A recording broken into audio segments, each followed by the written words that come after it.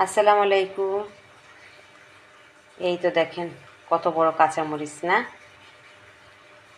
আজকে এইগুলা দিয়ে আমি পাকোড়া বানাবো। আর এখানে হচ্ছে মিষ্টি কুমড়োর ফুল, মিষ্টি কুমড়োর ফুল দিয়ে পাকোড়া বানাবো। এর আগে আরেকদিন করেছি, আপনাদের সাথে শেয়ার করেছিলাম। কমেন্টে বলতে বলেছিলাম এগুলা কিসের পাকোড়া। আপনারা অনেকে বলতে পারেননি, বলেছেন বেগুনের পাকোড়া।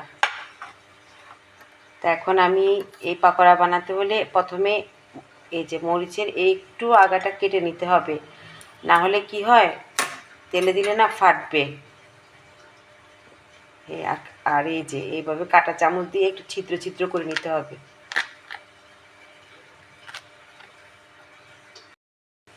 এইভাবে ছিদ্র করে দিলে না আর তেলে দিলে ফাটবে না, আর মশলাটাও ডুববে।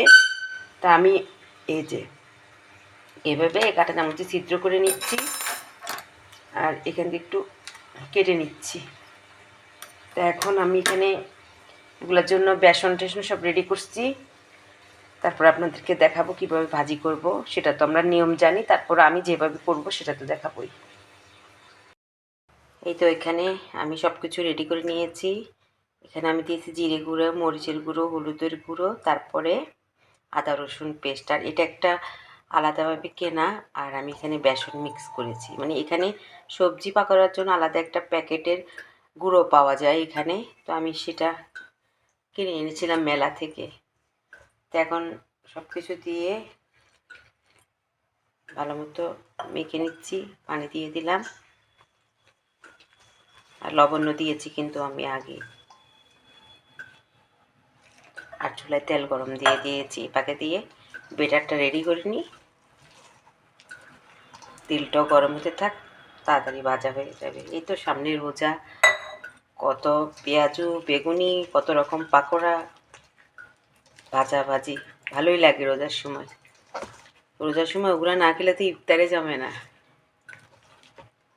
তো বেটারটা রেডি করে নিই। এই তো আমার বেটার রেডি। এই যে একদম পাতলাও না, একদম ঘনও না, মিডিয়াম। এখন শুধু ভাজবো।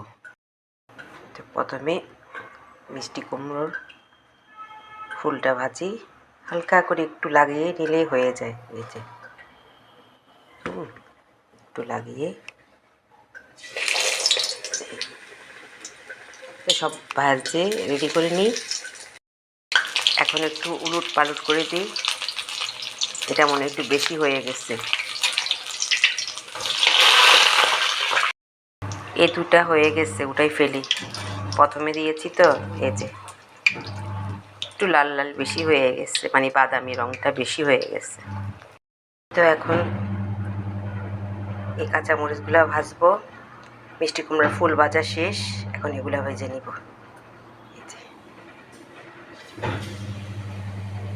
যে সবগুলা দিয়ে দিয়েছি একসাথে। আগে নিচেরটা ভালো করে হোক, কারণ একটু মোটা তো, তারপর উঠিয়ে নিব ভাজা হয়ে গেলে। তো সবগুলো একসাথে দিয়ে দিয়েছি। মিষ্টি কুমড়ার ফুলও ভাজা হয়ে গেছে, এখন শুধু খেতে হবে। তো কেমন লেগেছে বলবেন। এই তো হয়ে গেছে, এখন উঠায় নিচ্ছি। আর বেশি লাল করব না। এই দেখেন হয়ে গেল সবগুলা পাকোড়া আমার। দেখে মনে হচ্ছে এক্ষুনি খেয়ে ফেলি, তবে একটু পরেই খাবো। সঙ্গে একটু শসা, টমেটো আর একটু চানাচুর দিয়ে মুড়ি মেখে নিব। আর এই যে এগুলো তো একদম লেগ পিসের মতো লাগতেছে, মিষ্টি কুমড়ার ফুলের পাকোড়াগুলা। এই দুইটা একটু বেশি হয়ে গেছে। তো কেমন হয়েছে। এখানে এই যে একটু চানাচুর, শসা, টমেটো আর একটা কাঁচামরিচ দিয়ে একটু মুড়ি মেখে নিচ্ছি। তো পাকোড়ার সঙ্গে একটু মেখে খেলে ভালো লাগবে। ছোলা থাকলে তো আরও ভালো লাগবে। তো সামনে ইনশাল্লাহ রোজা আসতেছে, বেশি করে ছোলা মুড়ি তো খাবোই।